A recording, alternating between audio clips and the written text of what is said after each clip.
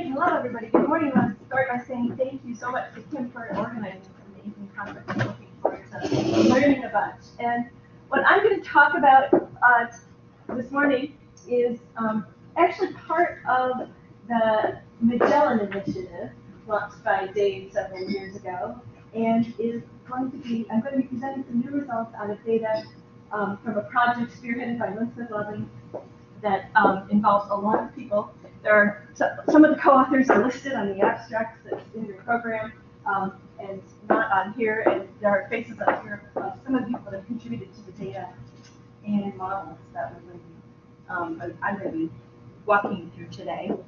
And Lynn's primer also nicely set up the front end of what I'm going to say today.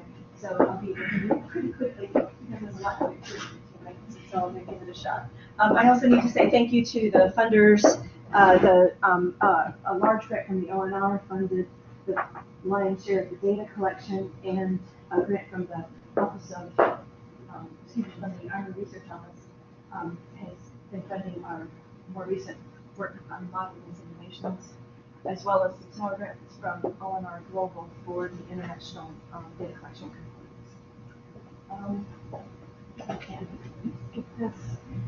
This larger project that in which the these analyses are situated is really designed to answer a series of questions. I think they're going to be really new and interesting questions for us to address as a scientific community. Things in particular relevant to the data that I'm going to talk about today. Is there a pan-Arabic linguistic culture? In particular, do culture-specific parameterization of the impression formation equations work better than using combined consensus model?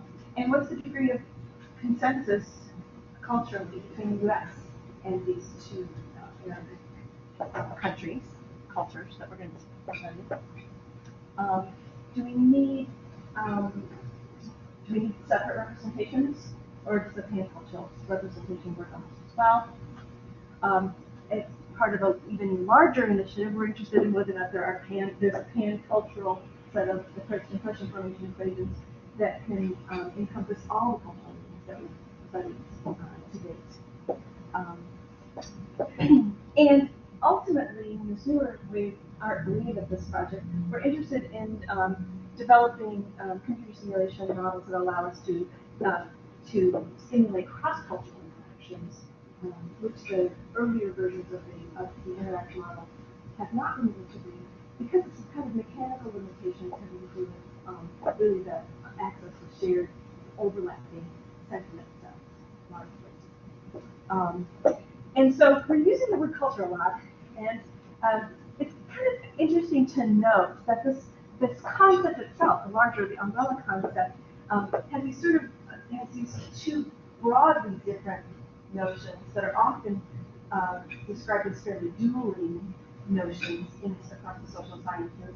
This idea of culture as a latent construct that individuals access through socialization and internalization of these meanings, and they access with some degree of variability, and that we can then recover that cultural information by getting information from the individuals using the measurement model that Lynn described in the earlier talk.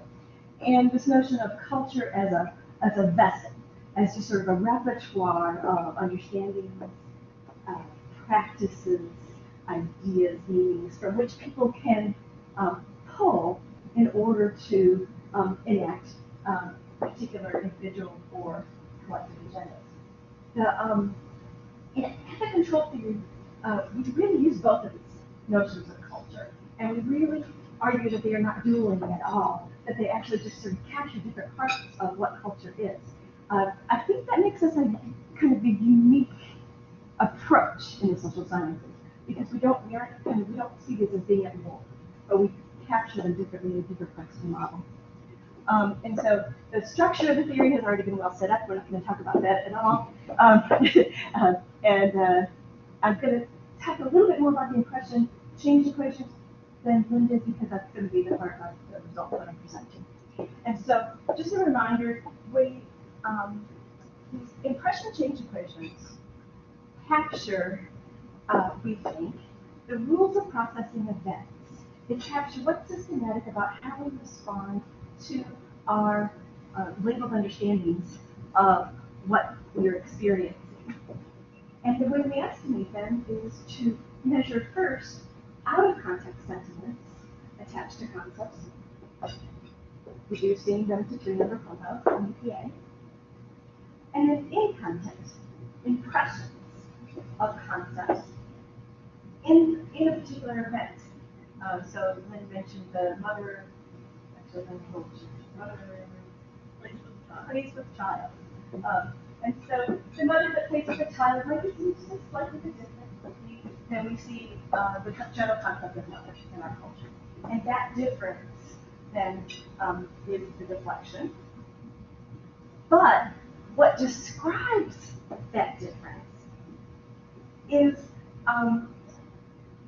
contained in the impression change equations themselves. So the parameterizations of the impression change equation tell us how we get from that original cultural understanding out of context of mother to the situated definition of a mother.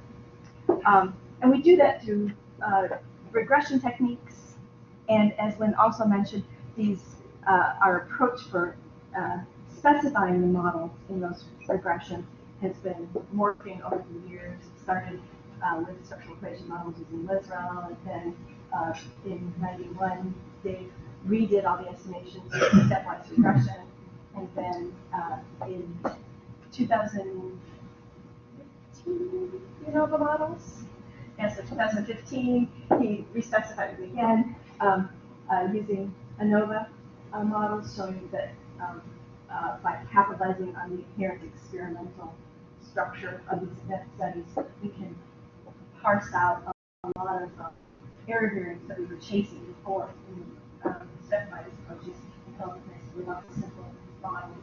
And then the Morgan et al. Paper made another big advance showing that BMS model, Bayesian, is it the BMS? Is it BMS? Okay. Bayesian model. But yeah, I wasn't sure if it was a Bayesian, which of the two competing versions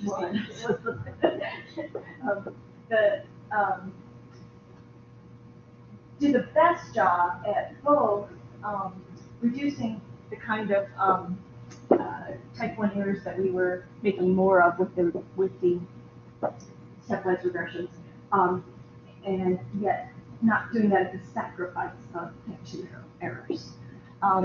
So a little bit more background, I guess now you can talk about this. We've had existing specifications for quite a number of cultures over the years, both of the sentiments, more of those, and several different representations of equations. This sort of the new wave of Davis Magellan initiative is sort of taking us into some new parts of the world, and it'll be interesting to see how this compares to what we've seen in the past. So why Arabic? It's not exactly the first choice for us, probably in terms of the next world languages to try to study. It is among the more spoken languages in the world. Coming in at either fourth or fifth in the ordering, depending on whether you how you think about Hindi and Urdu as a language family. And so it's a pretty commonly spoken language. It's one of the official languages of the United Nations. So, but if I put this table up, your first conclusion is probably that Spanish should be the language that we're studying next. And it also would serve to as a good model for a lot of the kinds of questions that we're going to be able to answer with this one. So I think somebody should use Spanish next. So in addition to being a commonly spoken language and kind of a politically important language, Arabic has this nice feature of being highly diglottic, right? And so that across the Arabic-speaking world, all of the Arabic-speaking world uses modern standard Arabic as a language of communication in schools in your legal context and for writing and reading. And yet that's not the language that people speak at home. At home people speak dialects that are quite different from one another, and in many cases virtually uninterpretable across these countries that share this written language. And so that provides a really unique opportunity for us as control theorists to try to understand what linguistic culture actually means, and where does it reside, and is it how much of it's in the language and how much of it's in the culture, and how much of it is in an individual emotional expression. We have like the next 15 minutes, but we're going to get started on that. And so it's a highly diglossic language, but we have this great opportunity to study multiple cultures with identical instruments because of this modern standard Arabic that crosses these cultures. All right, so I'm not going to talk very much about the cultural background of these, other than to say that Arabic culture at large is considered a high context culture. By cultural anthropologists, three of the values studied the most regularly in the cultural anthropological literature on this region are honor, hospitality, and collectivism. Not surprisingly, which all go with this notion of high context, and we'll get back to that when I get to the results. Egypt and Morocco are very different cultures in terms of their political and economic structure, and they also have different relationships and histories with the United States, and they also have different colonial histories. And so there's some reason to expect that they actually might be represented through different sets of equations. Now we talk about the pilot. I'm going to preview this by answering a couple of the questions right away, which is to say that yes, the new equations are different from the United States equations, but yet there's still quite a bit of striking consensus. And get that part and get to the data I'm talking about today. The data that I'm going to present now in the next 4 minutes are from new equation studies conducted in Egypt and Morocco and the United States, all within roughly the same time period, and the Egypt and Moroccan data were collected with identical instruments, and so they are nicely comparable. I've already talked about we use the equation model sampling approach advocated by Morgan and Rogers and Howe, and that we talked about in a little bit more by Jim in a few minutes. So I'm going to skip on to the results. First question, is there cultural consensus between the three countries? Quite a bit. We've got overall 53 of the terms that were identified across these models are in common, are identical across the three cultures. But there's still some differences. 26 terms differentiated the United States from Egypt and Morocco, with Egypt and Morocco being not distinguishable on those terms. And one term with Morocco different, one term that was bordered with Egypt in between. So is there evidence that we're farther away from Morocco than we are from Egypt? Maybe not. But the stuff was in that direction, but it wasn't a strong pattern. The strongest pattern is this big distinction between the U.S. and the two North African area cultures. At the evaluation, just about identical. There's one small difference, and it's a difference that it turns out to be a big difference across the equations, and it's the only thing that differs in terms of predicting attributes.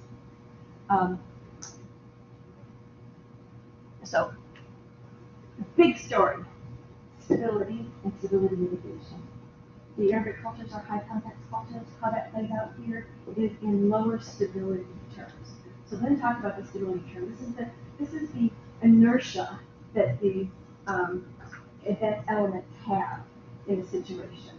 How nice is an actor? Well, in the United States, a big predictor of how good an actor is what the identity, the fundamental identity of that actor is to begin with. In the Arabic cultures, not so much. So 8 of the 9 event elements have lower stability in the Egyptian and Moroccan models than in the US, and no difference in that pattern between Egypt and Morocco. The only the only consensus was in the behavior. So good behaviors are good behaviors, and the culture doesn't matter. Behavior potency is highly stable in all the cultures, but even more in the United States. Actor identities are much more stable in the United States than in the different cultures. Object identities are even worse in Egypt and Morocco than they are in the United States. So this difference applies to both actors and objects, but even more so to objects. There's a lot more fluidity and dependence on other parts of the situation. And I'm not going to talk about the object-person differences more because I'm out of time again. But I've got, 2 more days to talk about the rest of the results. So, are we doing questions now? Or We'll do questions at the end of the session. Okay. So I can quit before going into the object. Okay. Or the situation. So you can ask a question about that if you want to know. Yes, exactly. Thanks, Don. Yep.